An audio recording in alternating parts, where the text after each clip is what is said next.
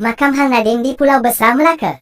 Nanti aku hendak mencari keberadaan makam Hang Nadim. Dengan kaedah mistik aku cuba cari makam Hang Nadim. Dikabarkan makamnya di Pulau Besar bersebelahan makam ayahnya Hang Jebat. Apapun kita cuba nanti. Riwayat hidup Laksamana Hang Nadim 1436 hingga 1556 Masehi. Nama asal beliau ialah Hang Nadim. Bapanya ialah Hang Jebat. Seorang panglima, Hang Jebat ialah Datuk Bentara Kanan. Ibu beliau Deng Wangi atau Deng Baru atau Deng Inangsih binti Said Tenauddin. Setelah bapanya Hang Jebat dibunuh maka ibunya melarikan diri ke tempat datuknya iaitu Pulau Besar. Harus kita ingat penduduk Pulau Besar itu banyak yang berketurunan Said Tenauddin dan Maulana Ishak. Setelah Said Tenauddin membuka pulau ini pada tahun 1420 Masehi, Pulau Besar amat terkenal menjadi pusat kesufian Islam. Banyak ulama dari Pasai dan Kelantan, Cermin Jeddah datang.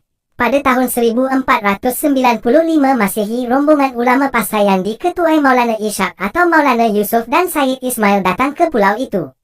Rombongan ini berjumlah 46 orang, iaitu terdiri 6 orang perempuan dan 40 orang lelaki. Kebanyakannya adalah ulama.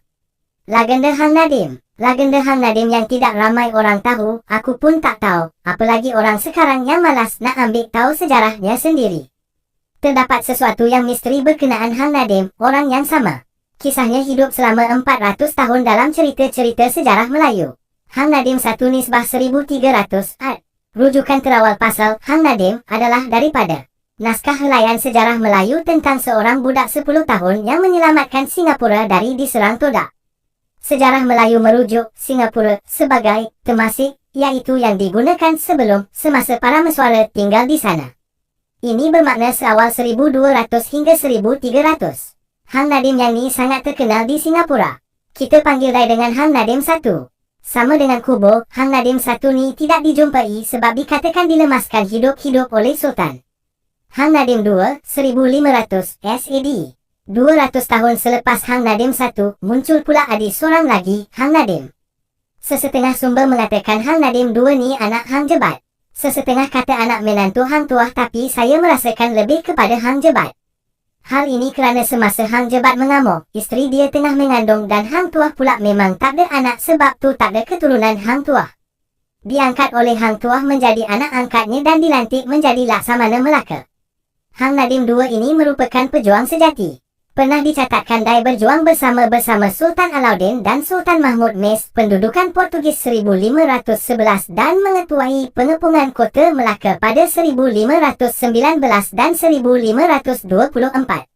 Asal-usulnya dikatakan tidak diketahui.